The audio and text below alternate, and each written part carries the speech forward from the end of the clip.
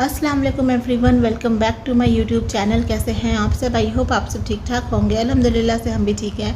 सो ये Saturday night की video है एंड मैं यहाँ पर बना रही थी डिनर में मैंने बनाया था चिकन ग्रेवी और मुझे रोटी भी बनानी थी, लेकिन मैं काफ़ी ज़्यादा थक गई थी मार्केट से आने के बाद, तो मैंने अपने हस्बैंड को बोलकर तंदूर रोटी मंगवा ली थी।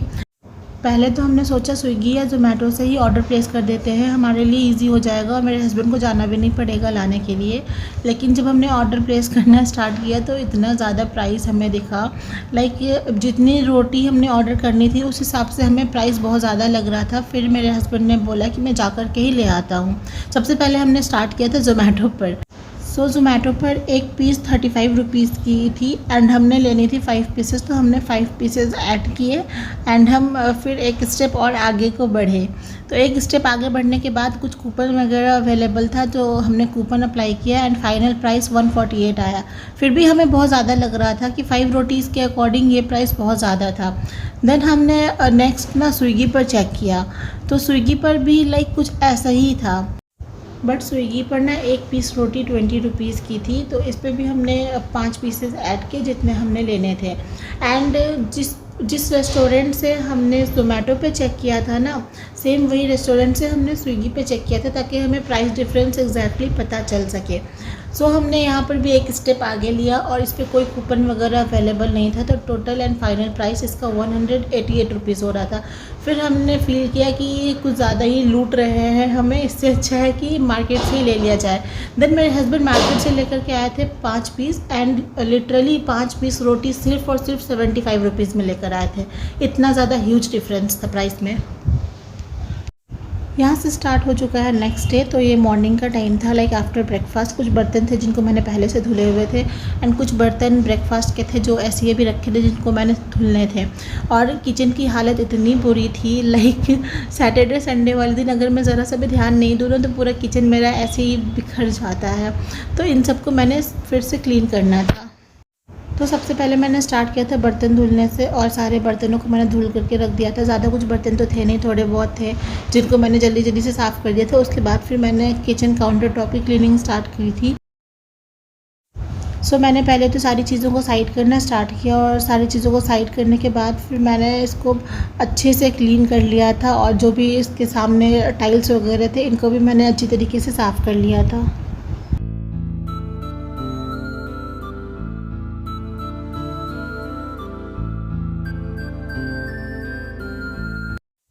किचन को क्लीन करना किस किस को पसंद है मुझे कमेंट सेक्शन में ज़रूर बताना। मेरा तो ये फेवरेट काम है। मेरा तो बस चले मैं किचन को बिल्कुल गंदा होने ही नहीं दूँ। मुझे बहुत अच्छा लगता है साफ़ सुथरा किचन हो। तो ये वाला कॉर्नर पूरा क्लीन हो चुका था एंड इसको मैंने फिर से अच्छे से ऑर्गेनाइज़ कर दिया, सारी चीज़ों को अपनी अपनी जगह पे रख दिया। एंड उसके बाद फिर मैंने ये जो ट्रे है जिस पे मैं टी शुगर के कंटेनर्स या फिर ऑयल डिस्पेंसर्स रखती हूँ, इसको भी मैंने क्लीन कर दिया। इसके टिश्यू पेपर को मैंने चेंज किया और फिर सारी चीज़ों को अरेंज करके फिर मैंने इसको रख दिया।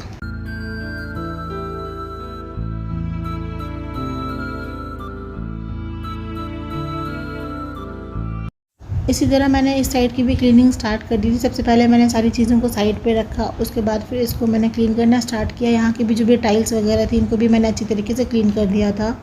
मैं हमेशा काउंटर टॉप की क्लीनिंग करती रहती हूँ या फिर उसके सामने जो टाइल्स वगैरह होती है, इसलिए इतना ज़्यादा गंदा नहीं होता है, तो फिर मुझे बहुत ज़्यादा मेहनत करने की ज़रूरत नहीं पड़ती है इसके ऊपर।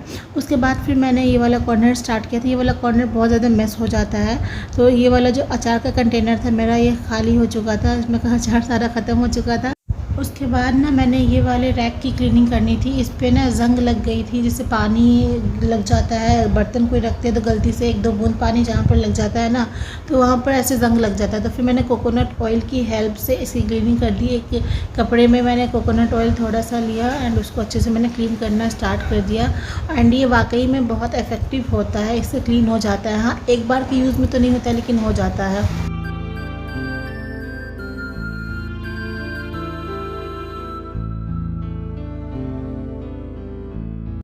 अच्छा, तो इस वाले पोर्शन को भी मैंने अच्छी तरीके से क्लीन कर लिया एंड उसके बाद जो रैक मैंने यहाँ पे रखा हुआ था उसको मैंने वापस से प्लेस करके और सारी चीज़ों को अच्छी तरीके से मैंने इसके ऊपर सेट कर दिया। फिर ना ये वाला जो लास्ट का कॉर्नर होता है इसको मैंने क्लीन करना शुरू किया था। तो इसके ऊपर जितनी भी चीज़ें थी उनको मैंने साइड कर लिया था। और ये वाली ट्रे है, इसके ऊपर मैंने एल्युमिनियम फॉइल बिछाया हुआ है, तो इसको भी मैंने चेंज करना था। तो इसको मैंने निकाल के दूसरा बिछाया था और फिर बाकी की चीज़ों को इस पर ही मैंने वैसे ही रख दिया था। और फिर मैंने फाइनली इस कॉर्नर को भी क्लीन कर लिया और बैक टू बैक मैंने सारी चीज़ों को सेट कर दिया। इसीलिए मैं हमेशा ना रात में ये सारे काम करके सोती हूँ, लेकिन सैटरडे नाइट था, काफ़ी थके हुए थे, तो मैं ऐसे ही सो गई थी जा कर के और मैंने ये सब कुछ क्लीन नहीं किया था। इस वजह से मुझे सुबह उठ के ब्रेकफास्ट के बाद इनको क्लीन करना पड़ गया।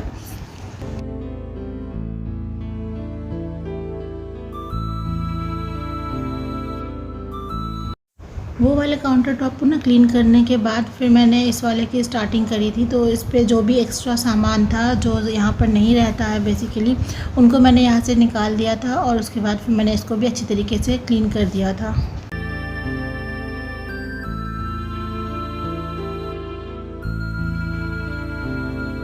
किचन तो हमारा पूरा क्लीन हो चुका था। उसके बाद फिर मैंने जो ग्रॉसरी बिग बास्केट से मंगाई थी ना, उसको मैंने अभी तक निकाला भी नहीं था, तो उसकी मैंने रिफ़िलिंग स्टार्ट कर दी थी। सबसे पहले मैंने ये ज्वार का आटा रिफ़िल करना शुरू किया था।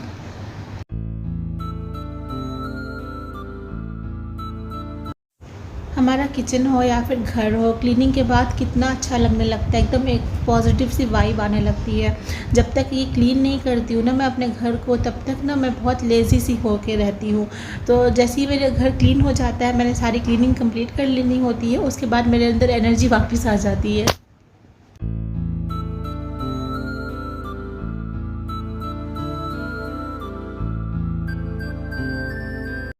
सो फाइनली हमने सारी चीज़ें रीस्टॉक कर ली थी और कुछ ऐसी चीज़ें थी जो पहले से भी स्टॉक में रहती है, तो उनको फिर मैंने डब्बों में भर दिया था।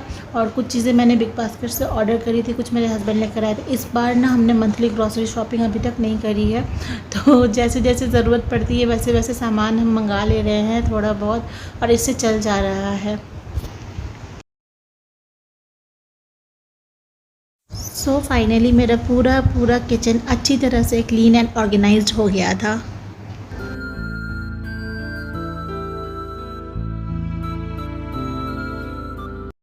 काम करते करते ना मुझे लग गई थी भूख, तो मैंने अपने लिए काट कर लिया था गुआवा। इतने में ही मेरे हस्बैंड भी आ गए थे कि उनको भी चाहिए फिर मैंने उनको भी दिया कुछ पीसेस मैंने खाए।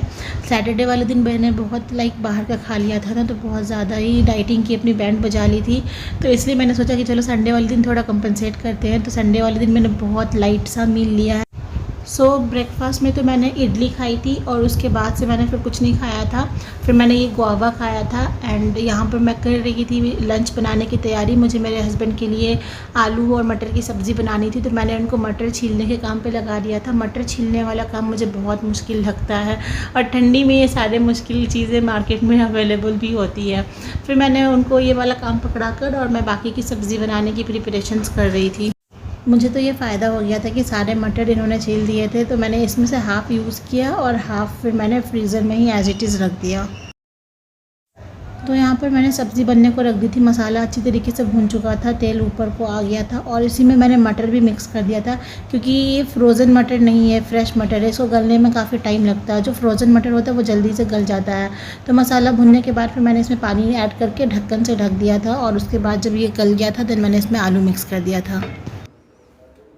उसके बाद मैंने ये स्ट्रॉबेरीज़ क्लीन करनी थी, तो सब स्ट्रॉबेरीज़ को मैंने पानी में एक एक करके रख दिया और भरकर मैंने इसमें नमक मिला दिया। एंड उसके बाद थोड़ी देर के लिए मैंने साइड पे रख दिया।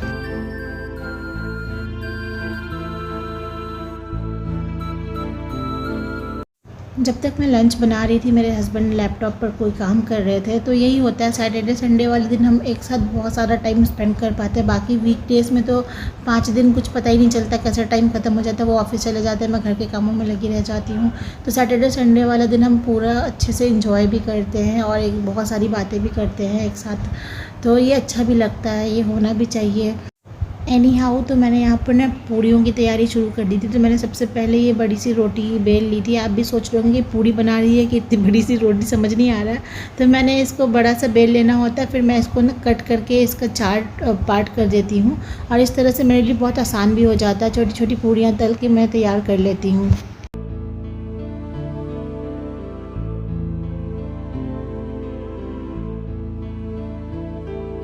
सो फाइनली लंच बनकर रेडी था और मैंने इनको सर्व भी कर दिया था। और मैंने अपने लिए निकाला था पाइनएप्पल जूस, क्योंकि मैंने एकदम से सोचा था कि मुझे कुछ भी नहीं खाना है ज़्यादा, क्योंकि मैंने लास्ट बहुत खा लिया था। लेकिन फिर भी इतनी टेस्टी सब्ज़ी सामने थी कि मुझसे रुका भी नहीं गया, तो मैंने 2 से 3 बाइट बस इसमें से ले लिया था। वैसे मैंने बहुत कंट्रोल किया था और बहुत ही कम मैंने खाया पिया पूरे संडे वाले दिन में। तो ये पाइनएप्पल जूस ही मेरा बेसिकली लंच था। उसके बाद ये शाम का टाइम था एंड मैं आ गई थी किचन में। जो स्ट्रॉबेरीज़ मैंने भिगोए थे क्लीन करने के लिए, उनको मैंने निकाल दिया था और फ्रेश वाटर से मैंने फिर अच्छे से क्लीन करके इसको स्ट्रेन आउट कर दिया था। लंच फिनिश करने के बाद ना हम जा कर के सो गए थे और उठते उठते हमें बज गया था 4:45 शाम का। फिर मैंने फटाफट से उठ के शावर लिया था और उसके बाद मैं आ गई थी किचन में। तो मैंने यहाँ पर सबसे पहले चाय बनने को रखी थी, क्योंकि मौसम काफ़ी ज़्यादा ठंडा है, लाइक बारिश वारिश हो रही है यहाँ पर। तो नहाते वक्त मुझे बहुत ठंडी भी लग रही थी, तो मैंने फटाफट से किचन में आकर सबसे पहले चाय बनने को रखी थी। और उसके बाद फिर हम बैठ गए थे चाय पीने के लिए। तो चाय के साथ बिस्किट मुझे चाहिए, लेकिन आज मेरे पास वो वाला बिस्किट नहीं था जो मुझे पसंद हुआ करता है। तो ये जो भी था मैंने फिर इसी के साथ काम चला लिया। So that's it. इस व्लॉग को मैं यहीं पर करती हूँ एंड मिलती हूँ एक नए व्लॉग के साथ। अगर ये व्लॉग पसंद आया हो तो इसको लाइक कर देना, चैनल को सब्सक्राइब कर देना, कमेंट ज़रूर करना और शेयर करना मत भूलना। तब तक के लिए अपने बहुत सारा ख्याल रखना, मुझे दुआओं में शामिल रखना। अल्लाह हाफिज़।